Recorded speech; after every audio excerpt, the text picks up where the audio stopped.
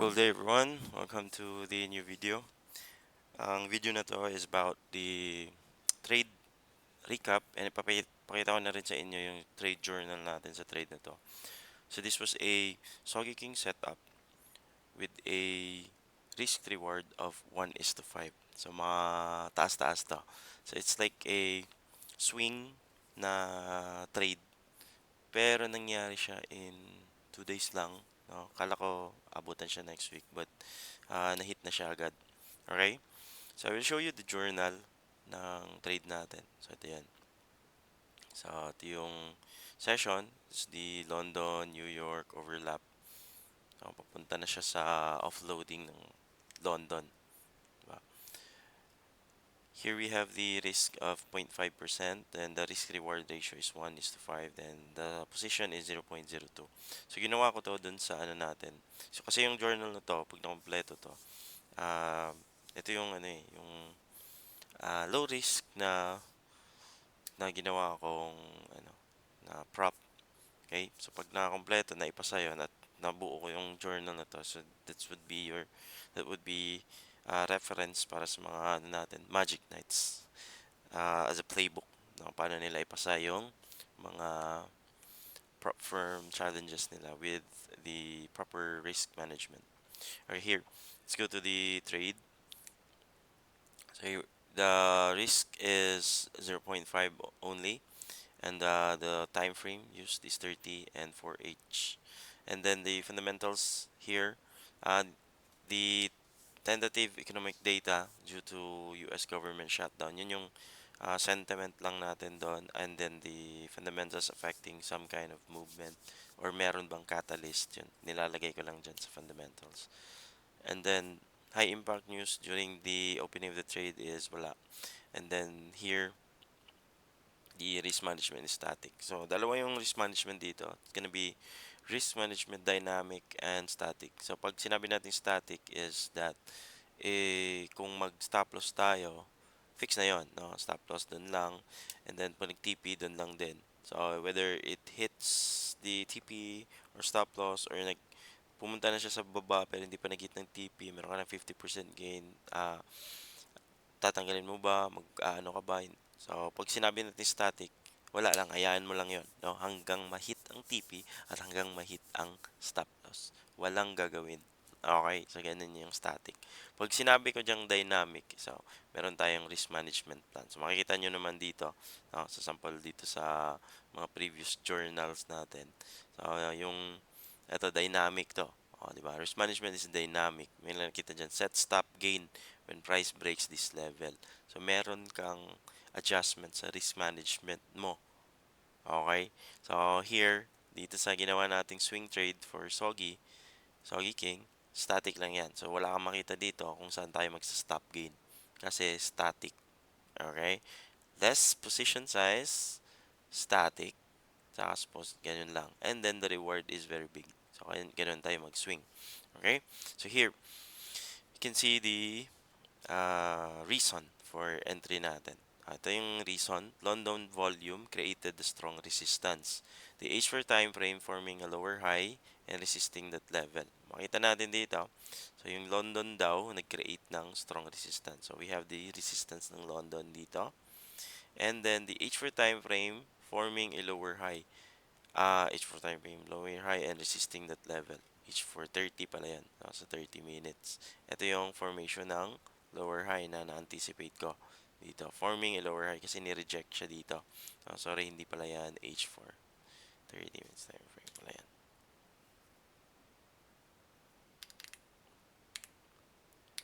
Okay.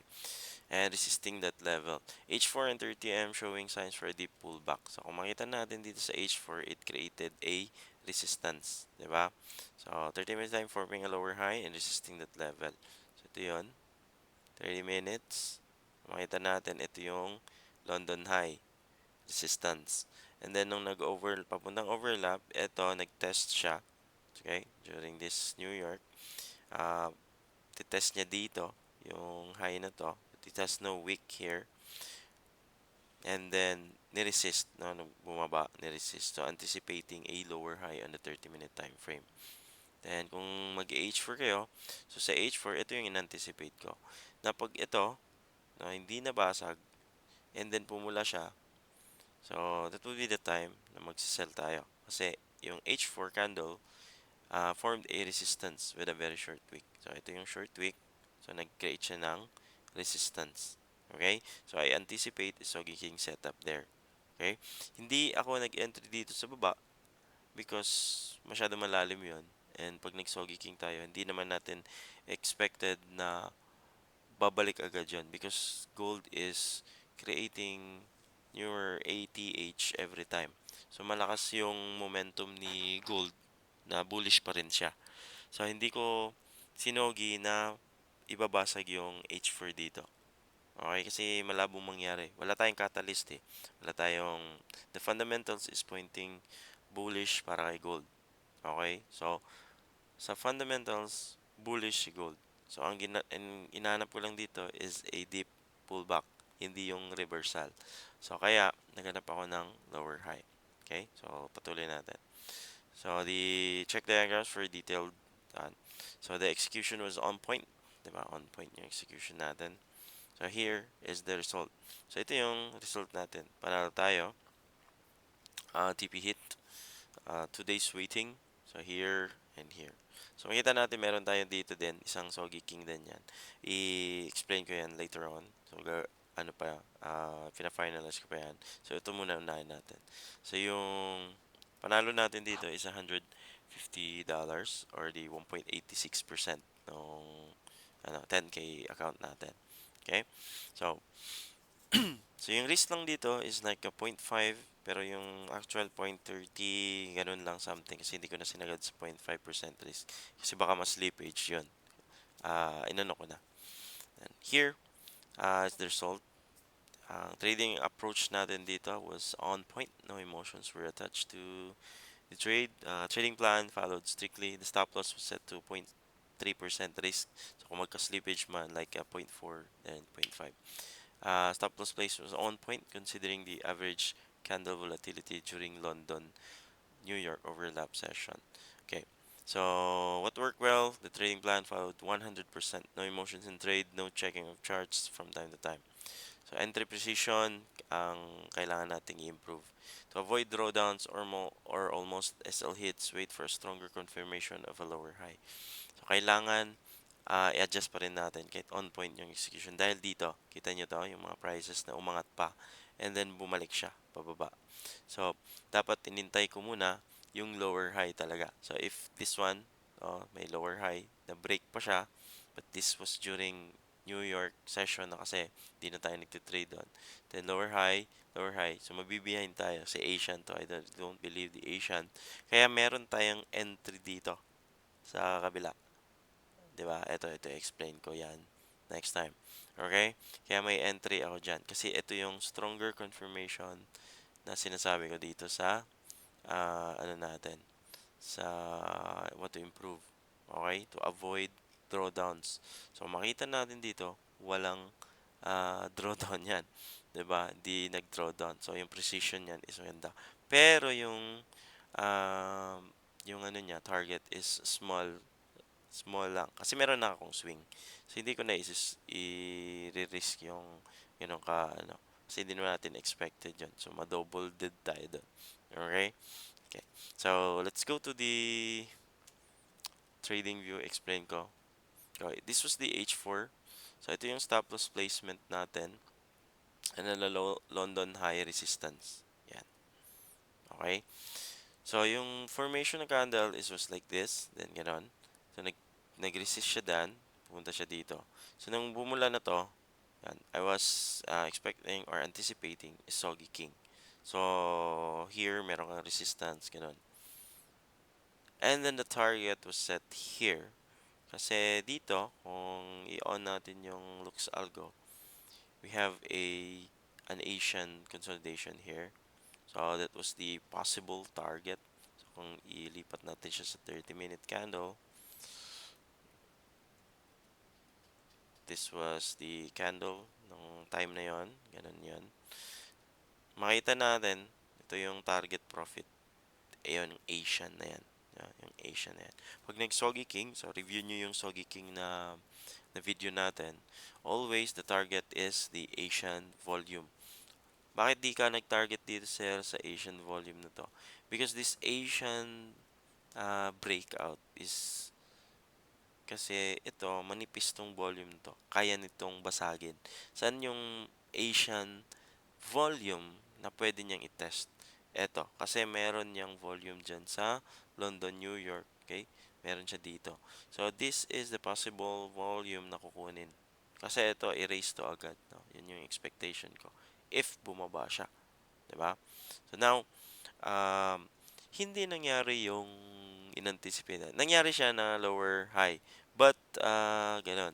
Pagka New York session, offloading, kinato yung forma. And then during the New York, kinatok-katok niya yung, yung lower high. Pinasag niya sa New York session. Diba? So, makita natin, umangat pa yan.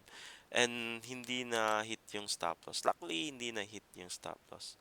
Kasi, ang ginamit ko sa stop loss is yung average volatility ng mga candles during the overlap session. Okay? So, kung mapansin nyo, here, we have the overlap. So, kung titingnan natin from his candle, 65 papuntang 80, that's $15, 'di ba? 15. So, ito na naman, overlap from 27 to 46. So, that's 20. Diba? So, from here naman, we have 62 to 74. So, that's 12. Diba? So, here, meron na namang breakdown. So, dito tayo sa nag-umpisang breakdown. 96 to 73. So, that's 17, 96, 73. Yeah. Okay?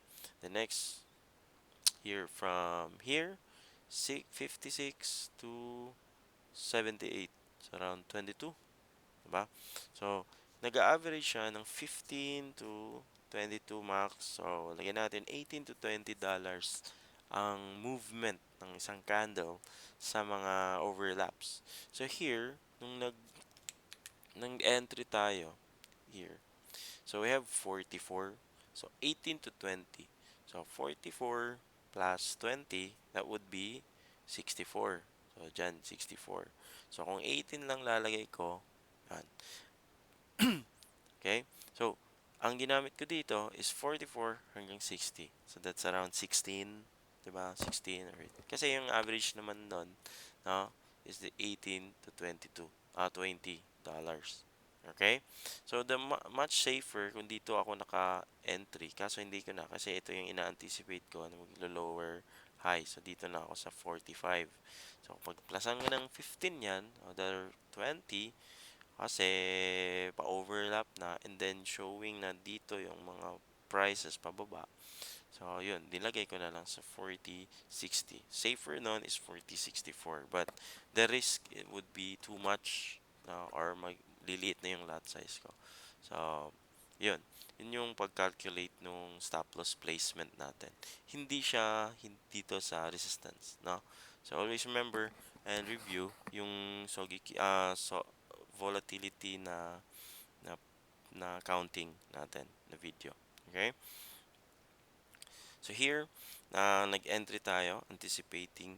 So ito, hindi na natin tiningnan yung chart because this is a static na, na trade, risk management. Now, umangat siya, buti na lang, di inaabot yung stop loss natin sa 60 plus. And then, bumaba, pabalik-balik, then umangat, then bumaba, eventually, materialize yung Sogeking setup. So the bias is ganun lang, no? Same time, same entry, same nung before, 'di ba? Kung kailan.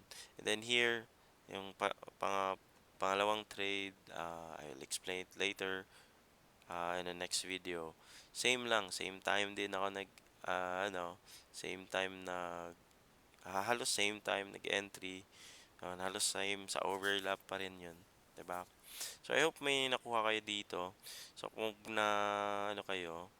kung may time kayo, you can check the journal, posted it in Discord.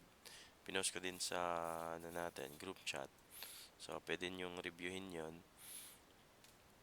And ganun lang naman ginawa ko doon. Simple lang naman yun. So, yung pag-follow lang sa plan, no? And then, not checking the charts. Kasi pag chinek mo yung charts, tapos ganito na yung forma, baka i-close mo na. 'Di ba? So, when you decide doon sa journal mo, pag nakita mo, static risk to. So, meaning, you accepted the loss na $30 to $50 to gain $150. So, kung mag-loss ka ng 25, so, wag mo na kasi 30 yun eh. Sagad mo na. 'Di ba? Kasi yun, static yung dinicide mo eh. Unless you go for a dynamic na risk management. That's why it's very important na you should have a journal na meron kang, or a playbook. No? Hindi ko naman tawagin journal. It's a playbook mo. And static bang gagawin mo dito or dynamic, huwag mong bago-baguhin, 'di ba? Para sa sunod na entry mo, you are more disciplined na makita mo dito like ano yung mga what work well, no? So basahin mo lagi para in your future trades hindi ka hindi ka madala sa emotions mo. Like, talo kaya ako nito or hindi. So, you remember na kaya kong mag 1:5 if ano, hindi ko babago-baguhin yung plano ko. Okay? So, hope everyone had a profitable week ngayong linggo. And I want you to journal everything that you have pag nag-trade kayo. You journal it. I provided a template so you can use it, you can modify kung ano yung mga gusto nyong i dagdag. So this is not a perfect na playbook kasi ito lang naman yung depende pa rin yan sa inyo, no? Personalized nyo na lang. At least may guide na kayo kung ano yung mga important things na ilalagay nyo sa playbook nyo para this will not only serve as a reminder para sa'yo, kundi parang ano na to, parang diary ng pagte-trade mo. At least makita mo saan ba ako nananalo ng malalaki and saan ako natatalo ng sobra-sobra. And also pang iwas overtrading na rin, 'di ba? Kasi matagal naman gawin 'to like mga 30 to 40 minutes depending on your plan, 'di ba? So always plan your trades and always surpass your limits. I guess that's all for now. Bye.